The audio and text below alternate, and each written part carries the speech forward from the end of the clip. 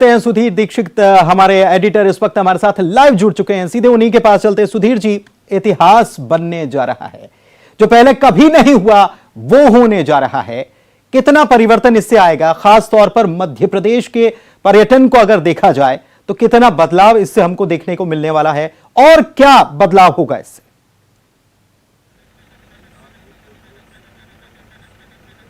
देखिए बिल्कुल, क्योंकि सबसे पहले जो खबर है वो ये है कि चीते नामीबिया के जो एयरपोर्ट है, विंडोक एयरपोर्ट है, उसके लिए रवाना हो गए थे अब से करीबन 2 घंटे पहले, और 3 घंटे का सफर तय कर करीब 8 बजे भारतीय समय के मुताबिक ये नामीबिया के एयरपोर्ट पर पहुंचेंगे। उसके बाद वो भारत के लिए रवाना होंगे। तो कहीं ना कहीं भारत के लिए ये सबसे बड़ा दिन है और पूरे एशिया के लिए सबसे बड़ा दिन है। 70 साल बाद चीते भारत में आ रहे हैं। खास तौर पर मध्य प्रदेश, जो कि पहले से टाइगर स्टेट है, लेपर्ड स्टेट है, और अब ये चीता स्टेट बनने जा रहा है। जहां तक श्योपुर कूनो पालपुर की बात है तो इस वक्त हम श्योपुर जिले में हैं और श्योपुर के इसी कूनो पालपुर में इन चीतों की बसाहट की जाने वाली है। अभी फिलहाल इसकी जो पहली खेप आ रही है उसमें 8 चीते आने हैं। उसमें के बाद बारी बारी से लगातार चीतों का आना जाना अगले 5 साल तक यहाँ पर जारी रहेगा।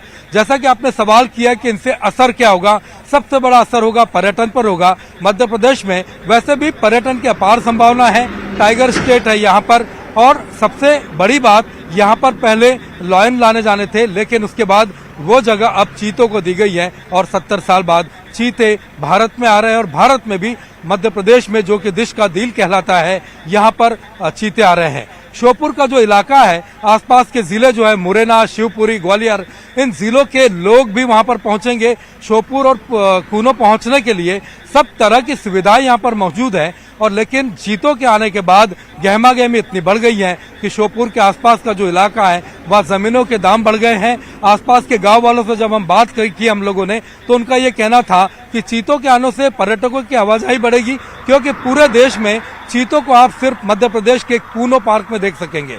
तो यानी कि कूनो में अब पर्यटकों की भीड़ भी बढ़ेगी। इसके साथ साथ जो अलग अलग तरह के व्यवसाय होते हैं, छोटे छोटे दुकानदार होते हैं, उनके जरिए कहीं ना कहीं रोजगार को बढ़ावा मिलेगा, पर्यटन को बढ़ावा मिलेगा। और निश्चित तौर पर ये जो नवाचार किया गया है, ये जो चीते दस्तक दे रहे हैं, चीतों का जो आगमन है, कहीं ना कहीं मध्य प्रदेश को पर्यटन के मानचित्र पर एक नई जगह के तौर पर स्थापित भी करेगा। जी बिल्कुल, और वो ऐसी जगह होगी जो बिल्कुल यूनिक, क्योंकि और कहीं तो चीते है नहीं।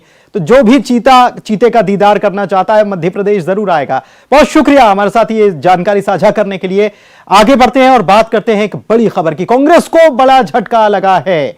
सागर में पूर्व विधायक अरुणोदय चौबे ने पार्टी से इस्तीफा दे दिया। अरुणोदय पीसीसी चीफ कमलनाथ के करीबी माने जाते हैं।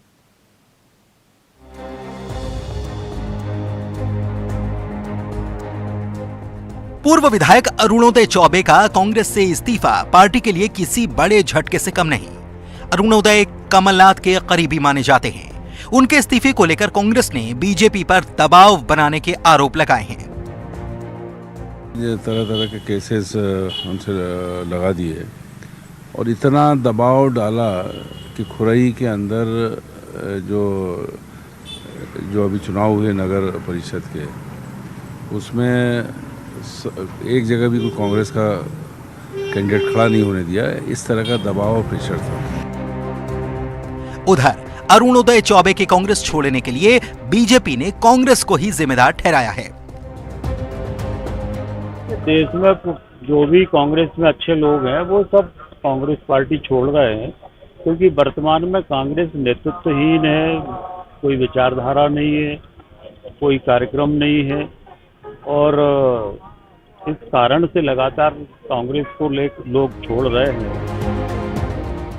अरुणोदय चौबे का इस्तीफा ऐसे वक्त में आया जबकि कांग्रेस विधानसभा चुनाव की तैयारियों में जुटी है। माना जा रहा है कि खुरई में उनके ना होने पर कांग्रेस कमजोर होगी।